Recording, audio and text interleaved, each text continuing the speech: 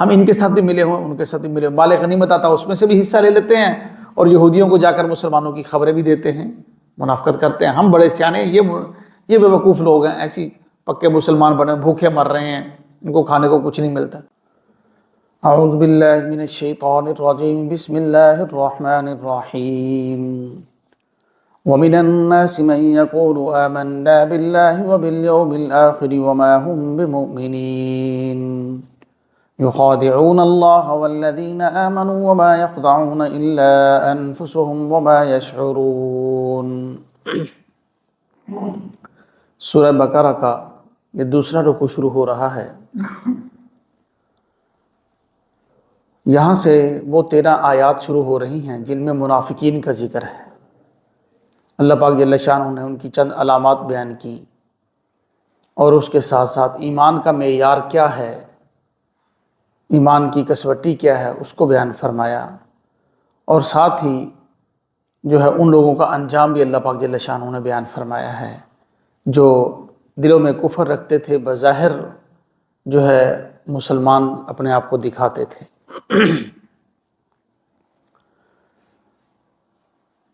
شروع صورت کے اندر 5 آیات میں ایمان والوں کا تذکرہ، پھر اس کے بعد 15 آیات میں کافروں کا تذکرہ اللہ پاک نے کیا ہے۔ تو کل کی جو 2 آیات ہم نے پڑھی، 6 اور 7، ان میں ان کافروں کا تذکرہ تھا جو کھلے عام کفر کرتے تھے، بالکل واضح تھا کہ یہ کافر ہے، اور یہاں سے ان کافروں کا تذکرہ ہے جو اپنے آپ کو مسلمان ظاہر کرتے تھے۔ چنانچہ فرمایا وَمِنَ النَّاسِ مَن يَقُولُ آمَنَّا بِاللَّهِ وَبِالْيَوْمِ الْآخِرِ وَمَا هُمْ بِمُؤْمِنِينَ۔ لوگوں میں سے کچھ لوگ ایسے ہیں جو یہ کہتے ہیں ہم اللہ پر اور آخرت کے دن پر ایمان لائے، وَمَا هُمْ بِمُؤْمِنِينَ، حالانکہ وہ مومن نہیں ہیں، ایمان والے نہیں ہیں۔ يُخَادِعُونَ اللَّهَ وَالَّذِينَ آمَنُوا، وہ اللہ کو دھوکہ دیتے ہیں، ایمان والوں کو دھوکہ دیتے ہیں۔ دھوکہ دینے کی مطلب کوشش کرتے ہیں۔ وما يخدعون الا انفسهم وما يشعرون، وہ کسی کو دھوکہ نہیں دے رہے مگر اپنے آپ کو، کسی اور کو دھوکہ نہیں دے رہے، اپنا نقصان کر رہے ہیں۔ وما يشعرون، اور اس بات کا ان کو شعور نہیں ہے، اس کو جانتے نہیں کہ ہم اپنے آپ کو دھوکہ دے رہے ہیں۔ اب ایمان والوں کو تو دھوکہ دیا جا سکتا ہے کیونکہ وہ تو ان کی طرح کے انسان ہے نا، ان سے تو، لیکن اللہ کو کیسے کوئی دھوکہ دے سکتا ہے؟ اللہ تو دلوں کی باتوں کو بھی جانتے ہیں، اور پھر اللہ پاک جل شانہ ایمان والوں کو بتلاتے ہیں، خود بتلا دیتے ہیں اللہ پاک۔ اللہ پاک جل شانہ فرمانا فی قلوبہم مرض فزادہم اللہ مرضا، ان کے دلوں میں ایک بیماری ہے، اللہ ان کی اس بیماری کو بڑھاتے رہتے ہیں، یعنی نفاق کی اندر بیماری ہے۔ یہ جو نفاق ہے نا، منافق ہونا، یہ ایسی بیماری ہے کہ جو انسان کی روح کے ساتھ ساتھ جسم کو بھی کھا جاتی ہے۔ ہر وقت دل میں یہ کھٹکا لگا رہتا تھا منافقین کو کہ کہیں ہمارا راز نہ کھل جائے، کہیں کسی طریقے سے ان کو پتہ نہ چل جائے ہم ہیں تو کافر، تو ہمارا راز کہیں ان کے اوپر کھل نہ جائے، ہر وقت یہی کھٹکا لگا رہتا تھا۔ تو اللہ پاک جل شانہ نے فرمایا کہ اور ایک اور ان کو یہ مصیبت تھی کہ وہ مسلمانوں کی ترقی سے حسد کرتے تھے، جلتے تھے، اور اللہ پاک جل شانہ فرمانا فزادہم اللہ، ہم تو اور ترقی دے رہے ہیں، دن بدن مسلمانوں کو، اسلام کو، نبی پاک صلی اللہ علیہ وسلم کو دن بدن کو ترقی دے رہے ہیں، تو ان کا مرض اور بڑھ رہا ہے، جو دل کے اندر حسد تھا، جو آگ تھی، وہ اور بڑھ رہی ہے۔ تو فزادہم اللہ مرضا، یہ تو ہے دنیا کی زندگی کا عذاب، وَلَهُمْ عَذَابٌ عَلِيمٌ بِمَا كَانُوا يَكْذِبُونَ، جو وہ تکذیب کرتے ہیں، جھٹلاتے ہیں نا، اس کی وجہ سے ان کو دردناک عذاب آخرت میں بھی ملے گا، دنیا میں بھی ہے اور آخرت میں بھی ہے۔ اور ان کی ایک علامت یہ ہے وَإِذَا قِيلَ لَهُمْ لَا تُفْسِدُوا فِي الْأَرْضِ، جب ان سے کہا جاتا ہے کہ زمین میں فساد نہ مچاؤ، یہ فساد والی بات ہے۔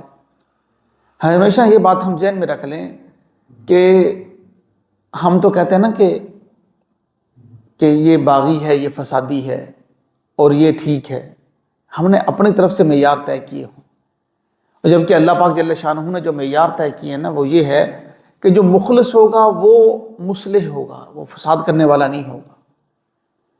جو مخلص نہیں نہ ہوگا، منافق ہوگا، وہ سب سے بڑا فسادی ہے۔ جھگڑا اصل منافق کی وجہ سے ہوتا ہے، جو دونوں طرف کی باتیں جو ہے ادھر کی ادھر ادھر کی ادھر کرتا ہے، اس کی وجہ سے اکثر جھگڑا ہوتا ہے، زیادہ اسی کی وجہ سے ہوتا ہے۔ اور ہمارے ہاں ایک لفظ بولا جاتا ہے نیوٹرل کا، نیوٹرل کا، یہ جو لفظ ہے یہ بڑا خطرناک ہے۔ نیوٹرل منافق ہوتا ہے، پکی بات ہے، نیوٹرل منافق ہوتا ہے۔ ہاں ایک آدمی منافق نہیں ہے، اپنے نظریے کے اوپر پکا ہے، خاموشی اختیار کر لے وہ اور بات ہے، بھی میں کسی کے بارے میں کچھ نہیں کہتا، مجھے حق اور سچ کا تو پتہ ہے لیکن میری مجبوری ہے، میرا یہ مسئلہ ہے، وہ الگ بات ہے۔ لیکن مل جانا ان کے ساتھ بھی مل جاتا ہے، ان کے ساتھ بھی مل جاتا ہے، ان کے ساتھ بھی مل جاتا ہے، ان کے ساتھ بھی مل جاتا ہے، یہ ٹھیک نہیں ہے۔ اپنا آدمی کا موقف کلیئر ہو اور اس کے بعد جو ہے وہ کہہ دے کہ بھئی میرا موقف تو یہ ہے، صاف ہے، لیکن بس میں اس مجبوری کی وجہ سے خاموش ہوں، یہ الگ بات ہے۔ یہ نیوٹرل، دلی طور پر تو انسان نیوٹرل نہیں ہو سکتا، دلی طور پر اس کا عقیدہ تو ایک طرف ہونا ضروری ہے، یا تو مومن ہے یا کافر ہے، درمیان میں نہیں وہ رہ سکتا۔ اب یہ وہ کچھ لوگ ایسے تھے، کچھ لوگ، وَمِنَ النَّاسِ کا لفظ ہے، وَمِنَ النَّاسِ، لوگوں میں سے بعض ایسے ہیں مَن یقول آمنا، جو کہتے ہیں ہم ایمان لے، سارے ایسے نہیں تھے۔ اور میں یہ بات اس لیے عرض کر رہا ہوں کہ بہت سے لوگوں نے نا ان آیات کو نعوذ باللہ صحابہ کے اوپر فٹ کیا، نبی پاک صلی اللہ علیہ وسلم اصحاب کے اوپر فٹ کیا، کہتے ہیں کہ جی صرف 5 تن پاک کے علاوہ جو ہے نا وہ سارے کے سارے ہی نعوذ باللہ منافق تھے۔ استغفر اللہ، ایسی کوئی بات نہیں ہے کہ جس طرح وہ 5 تن پاک وہ پاک تھے، ہم تو کہتے ہیں سب تن پاک تھے، جو نبی پاک صلی اللہ علیہ وسلم کے قدموں میں آیا وہ سارے پاک، اور آپ صلی اللہ علیہ وسلم کی صحبت سے فیض یاب ہوا۔ جو منافقین تھے نبی پاک صلی اللہ علیہ وسلم کے زمانے میں، ان کے نفاق کو آپ صلی اللہ علیہ وسلم کو بذریعہ وحی بتا دیا گیا تھا، آپ کو بتا دیا گیا تھا یہ منافق ہیں۔ اور آپ صلی اللہ علیہ وسلم کے بعد ایک عام طور پر جو ہے نا ایک مغالطہ یہ بھی ہوتا ہے کہ نبی پاک صلی اللہ علیہ وسلم کے دنیا سے جانے کے بعد اب کوئی منافق نہیں ہے، کیونکہ اب تو کوئی وحی آئے گی نہیں، اب نفاق ختم ہو گیا۔ ایسا یہ بھی مغالطہ ہے، ہمیں غلط فہمی ہے، ایسا نہیں ہے۔ نبی پاک صلی اللہ علیہ وسلم کے زمانے میں تو منافقین کو ایکسپوز کرنے کے لیے وحی نازل ہوتی تھی، بتانے کے لیے کہ یہ منافق ہے، وحی نازل ہوتی تھی۔ آپ صلی اللہ علیہ وسلم کے جانے کے بعد اب ان کا عمل اور عقیدہ بتلائے گا۔ ایک بندہ اپنی کتابوں کے اندر ایسی باتیں لکھ گیا ہے جن کے ضروریات دین کا انکار ہے، ایک بندہ جو اپنی تقریروں میں، اپنے اعمال میں، اور کہیں نہ کہیں وہ یہ بات دین اسلام کے خلاف کرتا ہے، ایمان کی جو کسوٹی ہے، جو معیار ہے، اس کے خلاف کرتا ہے، تو وہ شخص منافق ہے، اپنے آپ کو مسلمان کہہ رہا ہے۔ اگر منافق نکل جائیں تو یقین مانیں اسلام کا راستہ کوئی نہیں روک سکتا، کوئی نہیں روک سکتا۔ جو منافق ہوتے ہیں نا، انہوں نے سینکڑوں طریقے اپنائے ہوئے ہوتے ہیں مسلمانوں کے اندر گھس کر۔ جو اسلام کے جو ذرائع ہیں، یہ بات ضروری ہے سمجھنی، اسلام کے جو ذرائع ہیں اس کے اوپر پھر کسی موقع پہ انشاءاللہ بات کریں گے تفصیل سے۔ جن ذریعوں سے اسلام ہم تک پہنچا ہے، منافقین کی یہ کوشش ہوتی ہے ان ذرائع کو ہم بدنام کر دیں تاکہ دین ہی بدنام ہو جائے، لوگوں کے دلوں میں شکوک و شبہات پیدا ہو جائے۔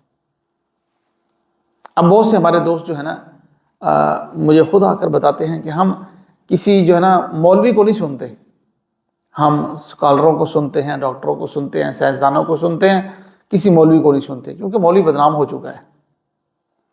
جس وقت 1974 میں یہ مرزائیوں کے خلاف قانون پاس ہوا تو اس وقت بیٹھ کر یہ باقاعدہ میٹنگ ہوئی، اس وقت یہ طے ہوا کہ یہ مولوی کو بدنام کرو، ریپلیس کرو، ان کی جگہ اور ایسے مولوی لے کر آؤ جو آ کر معاشرے کے اندر بگاڑ پیدا کریں، جو آ کر یہ بتائیں کہ ہم تمہیں دین بتا رہے ہیں۔ اور جو ہے پھر ایسے لوگ آئے اور انہوں نے آ کر بتلایا کہ جو ہم بتلا رہے ہیں وہ اور تمہیں کسی نے نہیں بتلایا ہوگا۔ اور پھر جو ہے اس کے بعد تاکہ جو دین جس ذریعے سے آ رہا ہے کہ اس ذریعے کو بدنام کر دو، تاکہ دین ہی وہاں سے کوئی دین نہ لے، وہاں سے کوئی پڑھے نہیں۔ جو امت 1400 سال سے کر رہی ہے وہ غلط ہے، اور اب ہم جو بتلائیں گے وہ صحیح ہے۔ تو اس لیے بھائی یہ بات ہمیں جو ہے نا بہت اس کا خیال کرنا چاہیے۔ ہم دیکھیں کہ سراج الدولہ کے ساتھ میر صادق نے غداری کی، ٹیپو سلطان کے ساتھ میر جعفر نے غداری کی، اور ہر دور میں شروع سے حضرت عثمان رضی اللہ تعالیٰ عنہ کی شہادت سے لے کر آج تک مسلمانوں کے اندر جو ہے نا منافقین گھسے ہوئے ہیں۔ اور سب سے پہلا منافقین کا یہ ٹارگٹ ہوتا ہے کہ ہم اپنی مزاحمت کو ختم کریں، ہمارے سامنے جو مزاحمت کرنے والا اس کو ختم کریں، اس لیے وہ اپنی محبت ہمارے دلوں میں بٹھاتے ہیں، اپنے آپ کا مومن ہونا ہمارے دلوں میں بٹھاتے ہیں کہ ہم مومن ہیں، مسلمان ہیں، ہمیں بھی مانو، ہمیں بھی سنو، اپنی مزاحمت ختم ہو جائے۔ اب منافقین کے خلاف کو بول کر دکھائے، میں بولوں گا، ابھی ہمارا تازہ واقعہ گلشن لاہور میں، وہ کسی مولوی صاحب تھے، کوئی 10-15 سال سے امامت کروا رہے تھے، انہوں نے کوئی کھل کر اس پر بات کر دی اس ٹاپک پہ، تو اگلے دن انہوں نے کہا جی آپ چھٹی کریں، یہاں سے چلے جائیں، بول بھی نہیں سکتا، مزاحمت بھی ختم کر دی ہے، وہ بولے بھی نہیں، سچ بات بھی کسی کو کوئی نہ بتائے۔ تو یہ بات ہے کہ منافق کا ہمیں خود بخود ادراک ہونا چاہیے کہ یہ منافق ہے، دین کے اندر نئی بات داخل کر رہا ہے۔ اب آگے وہ معیار ہم سنتے ہیں کہ اللہ پاک جل شانہ نے ایمان کا معیار کس کو بتلایا ہے، بس سیدھا سے صاف سی بات اسے سمجھ میں آ جائے گی، ہمیں جیسے 2 دونی 4 والی بات ہے نا، سادی سی، صاف سمجھ میں آ جائے گا، جو اس کے مطابق نہیں ہوگا وہ منافق ہے، بس بات ختم۔ اللہ پاک جل شانہ فرما رہے ہیں وَإِذَا قِيلَ لَهُمْ آمِنُوا كَمَا آمَنَ النَّاسُ، منافقین کی یہ نشانی ہے جب ان کو یہ کہا جاتا ہے کہ ایسے ایمان لاؤ جیسا یہ لوگ ایمان لائے۔ یہاں ناس سے مراد بالاتفاق، تمام مفسرین کا اتفاق ہے، میں نے بہت سرچ کی ہے اس کے اوپر کہ ناس جو ایمان لائے اس سے مراد کون مراد ہیں، ایمان والوں سے۔ تو تمام تفسیروں کے اندر آپ صلی اللہ علیہ وسلم، صحابہ، حدیث کی کتابوں میں جو تفسیر ہے اس آیت کی منقول ہے، اس کے اندر یہ بات ہے کہ ناس سے مراد صحابہ اکرام ہیں، اور صحابہ کے اندر تمام صحابہ شامل۔ جب صحابہ کا لفظ بولا جاتا ہے نا، اس کے اندر سارے شامل ہوتے ہیں، کوئی ایک بھی ادھر ادھر نہیں ہوتا، سارے شامل ہوتے ہیں، اہل بیت بھی اس کے اندر شامل ہیں، وہ تو پہلے نمبر پر شامل ہے۔ تو یہ ہمارے اندر یہ تقسیم کر دی گئی ہے کہ اہل بیت کا نام الگ سے لو، صحابہ کا نام الگ سے لو۔ اگر کوئی صحابہ کا نام لے رہا ہے تو ہم کہتے ہیں کہ یہ ایسا ہے، یہ ایسا ہے، صحابہ کا نام لیتا ہے۔ اگر کوئی صحابہ کا نام نہیں لیتا، صرف اہل بیت کا نام لیتا ہے، تو کہتے ہیں کہ یہ ایسا ہے، ایسا ہے۔ ہم نے 2 جماعتوں میں تقسیم کر دیا ہے، یہ 2 جماعتیں نہیں، ایک جماعت ہے۔ قرآن اور حدیث میں صحابہ اور اہل بیت کو الگ الگ جماعت نہیں کہا گیا۔ تو یہاں پر ناس سے مراد صحابہ ہیں، کما آمن الناس، جیسا کہ صحابہ ایمان لے آئے۔ تو قالو، آگے سے منافقین یہ کہتے ہیں، انؤمن کما آمن السفہاء، ہم ایسے ایمان لائیں جیسا یہ بے وقوف ایمان لائے۔ نعوذ باللہ۔ آپ صلی اللہ علیہ وسلم کے جو صحبت یافتہ ہیں، آپ کے جو عاشق ہیں، آپ کے دیوانے ہیں، ان کو انہوں نے سفہاء کا لفظ کہا، بے وقوف۔ اللہ پاک کا ریئیکشن دیکھیں اس کے اوپر، سبحان اللہ۔ جو جیسے کہتے ہیں نا کہ جیسا بندہ بولے اس کو ویسا جواب دیا جائے۔ اللہ پاک جل شانہ فرماتا الا انہم هم السفہاء، جو یہ منافقین یہ کہتے ہیں نا صحابہ کو کہ یہ بے وقوف ہیں، انہوں نے سب گھر بار چھوڑ دیا، سب کچھ چھوڑ دیا، وہ مکے میں چھوڑ کر آ گئے، گھر بھی لٹا دیے، بیوی بچے بھی لٹا دیے، سب کچھ قربان کر دیا، یہ تو پاگل ہیں، بے وقوف ہیں۔ منافقین یہ کہتے تھے، ہم بڑے سیانے ہیں، بڑے سمجھدار ہیں، ہم لوگ کیا کرتے ہیں، ہم ان کے ساتھ بھی ملے ہوئے، ان کے ساتھ بھی ملے ہوئے، مال غنیمت آتا اس میں سے بھی حصہ لے لیتے ہیں، اور یہودیوں کو جا کر مسلمانوں کی خبریں بھی دیتے ہیں، منافقت کرتے ہیں، ہم بڑے سیانے ہیں، یہ بے وقوف لوگ ہیں، ایسی پکے مسلمان بنے، بھوکے مر رہے ہیں، ان کو کھانے کو کچھ نہیں ملتا، اپنے آپ کو سمجھدار سمجھتے تھے۔ اللہ پاک جل شانہ فرماتا لا انہم هم السفہاء، یہ خود بے وقوف ہیں، ولکن لا یعلمون، لیکن جانتے نہیں۔ تو یہاں پر ایک بات تو ہمیں معلوم ہوگی، یہاں صرف یہاں نہیں ہے، اسی پارے کے آخری صفحہ، آخری پیج ہے، وہاں پر بھی اللہ پاک جل شانہ فرماتا ان آمنوا بمثل ما آمنتم به فقد اہتدوا، اگر کوئی ایمان لانا چاہتا ہے تو ایسے ایمان لائے جیسا کہ تم صحابہ ایمان لائے، تو وہ فقد اہتدوا، وہ ہدایت یافتہ ہو۔ اب سیدھی سی بات ہے، نبی پاک صلی اللہ علیہ وسلم نے بہت سی حدیثیں، آپ کا لاکھوں میں حدیثیں ہیں آپ صلی اللہ علیہ وسلم، قرآن کی آیتوں کی مختلف تفسیریں ہیں۔ اب ان تفسیروں کو جن لوگوں نے لیا ہے، سب سے پہلے جنہوں نے اس پر عمل کیا ہے وہ صحابہ کرام۔ بہت سی حدیثوں کو صحابہ کرام نے چھوڑ دیا، کیوں چھوڑا؟ کہ وہ آپ صلی اللہ علیہ وسلم کی خصوصیت تھی۔ کئی مرتبہ میں نے اس کی مثال دی کہ نبی پاک صلی اللہ علیہ وسلم نے بخاری شریف کے اندر حدیث ہے کہ کھڑے ہو کر پیشاب فرمایا، لیکن آپ کے بعد کسی صحابی نے ایسا نہیں کیا۔ اس سے معلوم ہوتا ہے کہ وہ آپ کی خصوصیت تھی، کوئی خاص موقع تھا، کوئی مجبوری تھی کہ آپ کو تکلیف تھی، آپ بیٹھ نہیں سکتے تھے۔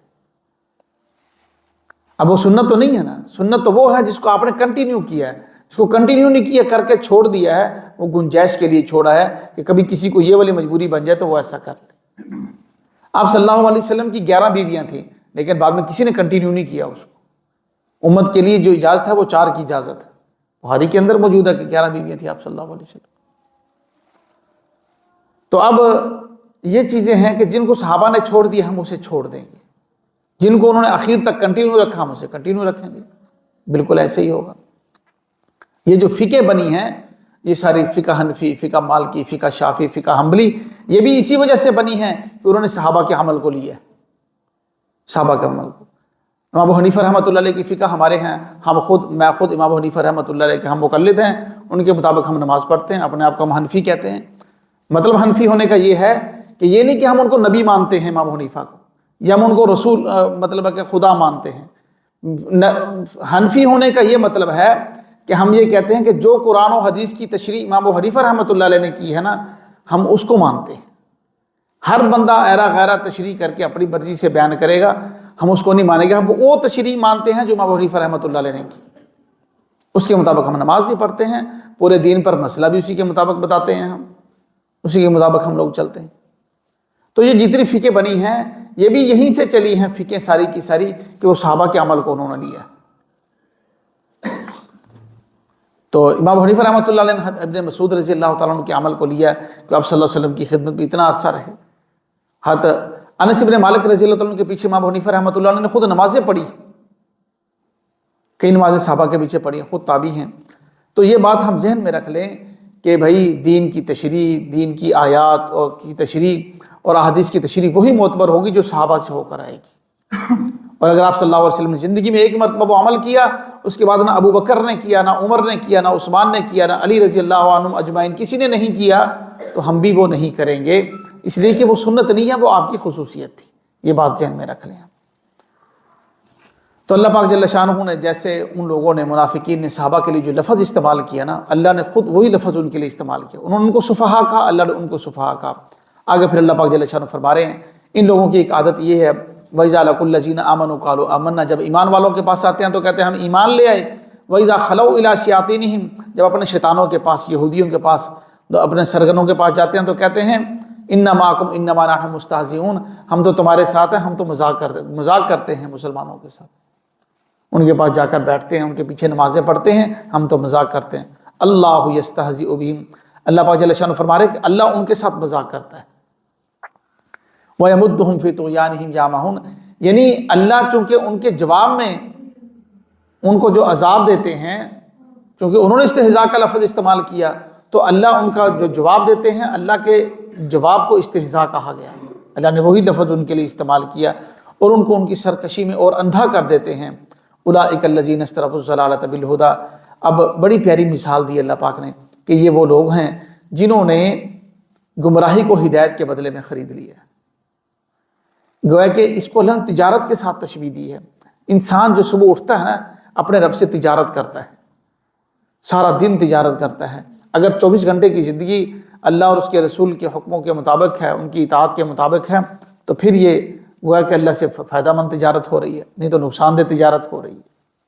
تو صرف ہمارا بھی حق تجارت، یعنی انہوں نے قریب سے اسلام کو بھی دیکھا، نبی پاک صلی اللہ علیہ وسلم کے پیچھے بھی منافقین نمازیں پڑھ رہے ہیں، اور قریب سے کفر کو بھی دیکھا، لیکن انہوں نے ترجیح کس کو دی؟ کفر کو دی، کفر کے اوپر لگے رہے، بظاہر مسلمانوں کو دھوکہ دیتے رہے۔ اللہ پاک جل شانہ فرمانے فما ربحت تجارتہم، ان کی تجارت ان کے لیے فائدہ مند نہ ہوئی، وما کانوا مہتدین، اور وہ لوگ ہدایت نہ پا سکے۔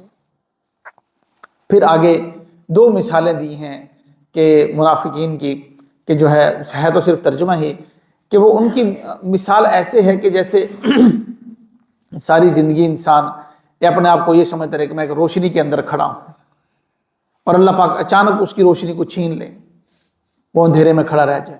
دنیا کے جو افعال اور چلاکیاں کر رہے ہیں نا، قیامت کے دن سارا کا سارا کچھ اچانک ان سے چھن جائے گا، اچانک اندھیروں میں کھڑے ہوں گے، اچانک جو ہے وہ جہنم کی طرف جا رہے ہوں گے، پھر ان کو پتہ چلے گا کہ ہم جو کچھ کرتے رہے وہ گھاٹے اور خسارے کا تھا۔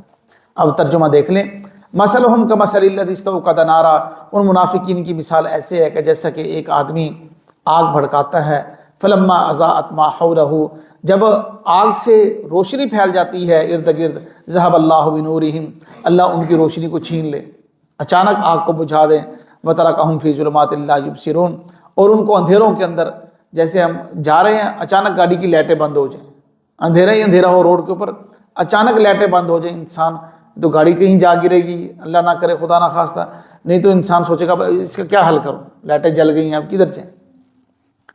اچانک ان کے ساتھ ایسا ہوگا. سم بکمن، یہ لوگ اللہ پاک جل شان فرما رہے ہیں کہ بہرے ہیں، گونگے ہیں، اندھے ہیں. لا یرجعون، یہ رجوع نہیں کرتے اللہ کی طرف.